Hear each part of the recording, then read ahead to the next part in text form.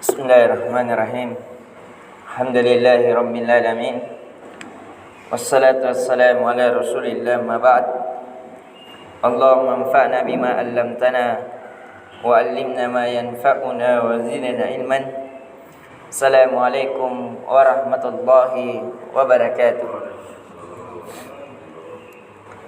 Alhamdulillah, kita kembali dibangunkan oleh Allah Azza wa Jalla di hari-hari yang terbaik. Di hari ini alhamdulillah telah memasuki 1 Zulhijjah, dan nasihat dari kalangan para ulama, dari ulama yang terdahulu hingga hari ini, dan begitu juga dari kelakuan Nabi kita sallallahu alaihi wasallam, khususnya di 10 hari Zulhijjah, mereka memperbaiki kualitas ibadah mereka kepada Allah.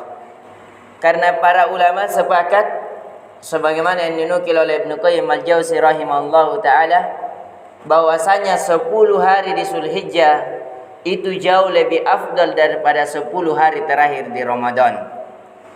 10 hari siang harinya di hari Zulhijjah itu jauh lebih afdal, lebih dilipat gandakan kebaikan, lebih agung di sisi Allah Azza wa Jal daripada 10 hari di akhir Ramadan.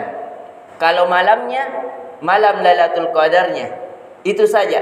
Tapi adapun harinya, hari Zulhijjah jauh lebih afdal dibandingkan 10 hari akhir Ramadan.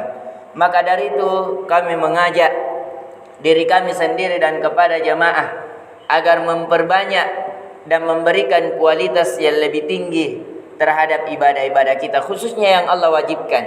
Karena misalnya kalau azan, hendaknya kita sudah di masjid. Intinya memperbagus kualitas keyakinan kita kepada Allah dan selainnya dari ketaatan-ketaatan yang Allah syariatkan.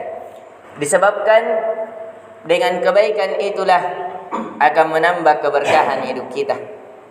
Dalam membaca Al-Quran, berzikir kepada Allah, memperbanyak doa, memperkuat istighfar, memohon ampun kepada Allah dan selainnya. Dan di pertemuan kali ini alhamdulillah kita menambah amalan kita dengan menafsirkan Al-Quran, yaitu pada ayat Alhamdulillahi Rabbil Alamin. Di pertemuan sebelumnya kita telah menjelaskan Ar-Rahmanir Rahim, bahwasanya kata Rahman adalah rahmat Allah secara meluas kepada seluruh makhluknya, baik yang taat maupun yang tidak taat. Sedangkan Ar-Rahim, rahmat Allah secara khusus disebutkannya seseorang hamba di atas ketaatan kepada Allah. Dan di pertemuan kali ini sekali lagi kita ingatkan dari makna alhamdulillah. Kata alham ini perlu diperhatikan adanya alif lam pada kata hamdun.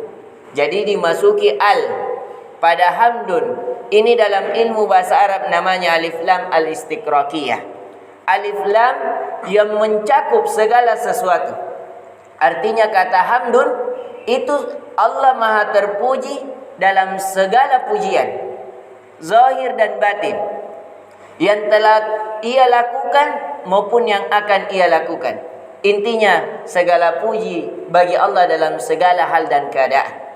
Itulah yang dimaksud alif lam al-istiqraqiyah. Allah Maha terpuji pada zatnya.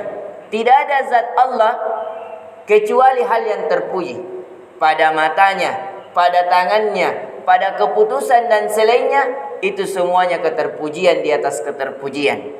Dan kata alham ini bukan hanya keterpujian pada zat, tapi Allah juga terpuji dalam segala kelakuannya, dalam segala ucapannya. Coba lihat Al-Quran, betapa terpujinya Al-Quran. Tidak ada kalimat yang salah satu huruf pun dalamnya, dan itu adalah ucapan Allah Azza wa Jalla. Dari Nabi kita hingga hari ini, 1400 tahun yang lalu, tidak ada orang kafir yang berusaha dari kalangan orang Yahudi dan Nasrani mencari-cari kesalahan Al-Quran. Hingga hari ini tidak ditemukan. Dia mencari dari hukumnya, dari bahasanya, dari maknanya, dari keteraturannya, tapi hingga hari ini dia tidak mendapatkan. Kenapa? Karena itu adalah sebaik-baik ucapan, yaitu ucapan Allah Azza wa Jalla. ucapan yang paling terpuji, yang paling terjaga yang ada di muka bumi. Dan ucapan dari kata alhamdulillah lagi, Allah maha terpuji dalam segala kelakuannya. Kita dimiskinkan, itu dari makna keterpujian Allah. Seseorang dikafirkan, itu dari makna keterpujian Allah Azza wa Jalla. Mengapa? Seseorang bertanya, apakah itu diantara amalan kelakuan Allah yang maha terpuji? Menjadikan orang kafir, ada yang beriman, ada yang kaya, ada yang miskin, ada yang hitam, ada yang putih. Itu semuanya dari kelakuan Allah Azza wa Jalla yang maha terpuji. Agar semuanya nampak. Kalau nampakkan hak, maka lebih nampak kebatilan. Dinampakkan manis akan nampak kepahitan. Di sini Allah ingin mengajarkan bahwasanya adanya kelezatan beribadah kepada Allah, adanya disebabkan kebaikan-kebaikan, dan adanya seseorang diharamkan dari kelezatan beribadah kepada Allah disebabkan dosa-dosa dan kesalahan. Itu dari keadilan, keterpujian Allah Azza wa Jalla. Sekali lagi kita ingatkan, dari makna alhamdu, segala puji lillahi, hanya milik Allah, tidak kepada selainnya. Artinya seseorang melakukan amalan terpuji pada ucapannya, dia dapat menjaga matanya dari hal-hal yang terpuji, bukan yang diharamkan. Pendengarannya, langkahnya, niatnya, kebaikan yang ia lakukan, itu tidak dia dapatkan kecuali dari rahmat alhamdu. Dari rahmat Allah yang maha terpuji, sehingga ia melakukan hal yang terpuji. Itu dari makna alhamdu. Inti dari makna alhamdu adalah pujian. Segala pujian hanya milik Allah. Segala yang amalan-amalan yang terpuji dari diri kita, itu tidak datang dari diri kita 100%. Tapi disebabkan rahmat Allah menjadikan kita beramal dengan amalan yang Allah puji. Lillahi, hanya milik Allah semata, tidak kepada selainnya. Di sini mengajarkan kepada kita agar kita mengangkat kesombongan. Keterpujian hanya milik Allah. Artinya kalau hanya milik Allah semata, berarti kita dilarang untuk mengadakan keterpujian. Kalau orang Makassar bilang puji aleh. Kita dilarang untuk berpuji diri, berbangga diri. Mengapa? Karena kita mengetahui berapa banyak kesalahan dan kekurangan yang Allah tutupkan di hari ini. Itu dari makna alhamdulillahi Rabbil alamin, Rabb, Tuhan semesta alam. Apa dari makna Rabb? Jadi kita sudah mempelajari Allah, kita juga mempelajari Rabb. Ini dari dua nama yang paling agung yang ada dari nama-nama Allah Azza wa Jalla, yang biasa kita kenal 99 nama, padahal itu lebih dari 100 nama. Bahkan nama-nama Allah tidak terbatas jumlahnya, yang lebih benarnya. Karena kita kajikan di masjid depan, itu sudah nama yang ke-76 atau kurang lebih. Dan itu akan berlanjut dari lebih 100 nama dari buku yang akan kita kajikan di Masjid Nurul Iman.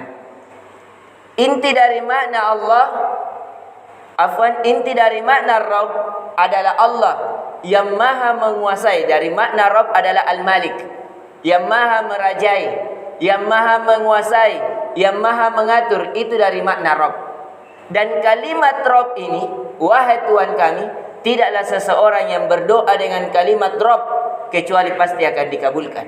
Ketika ia sulit, pasti akan dimudahkan. Ketika ia dalam kesempitan, pasti akan diluaskan.